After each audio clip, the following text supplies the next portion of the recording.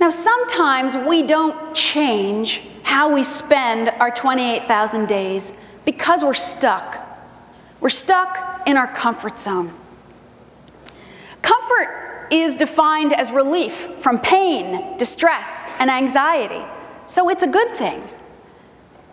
And the problem is that we build a comfort zone out of routines and thought patterns. It helps us deal with reality, but sometimes we get trapped in a box of our own making, and we get stuck in that comfort zone and are afraid to step out of it and try new adventures and grow.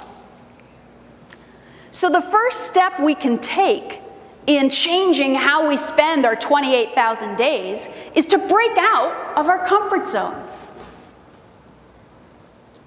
It's usually fear that traps us there. And sometimes it's big fear. And sometimes it's little fear. But it's usually fear of failure.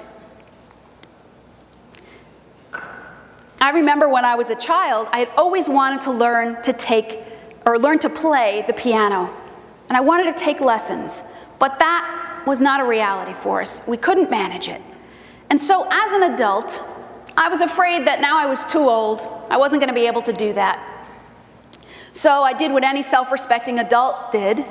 I complained about it, and then I made excuses.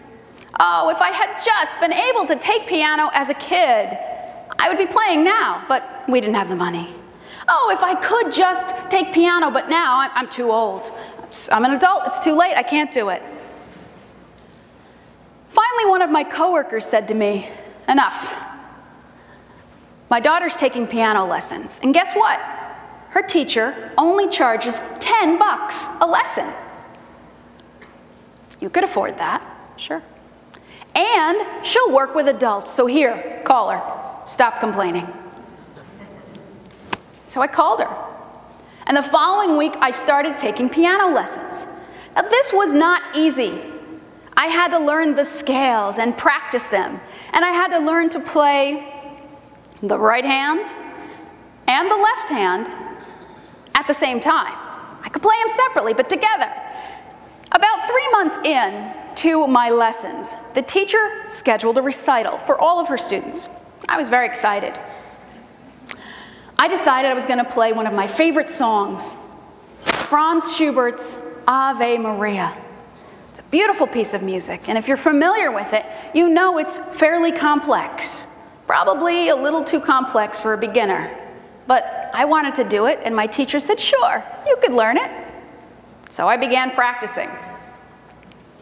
The night of the recital, the local high school auditorium was overflowing with students and their families. Now, I was the oldest student by far, because most of the students were 8, 9, and they had been taking lessons for 3 or 4 years, not 3 months like me.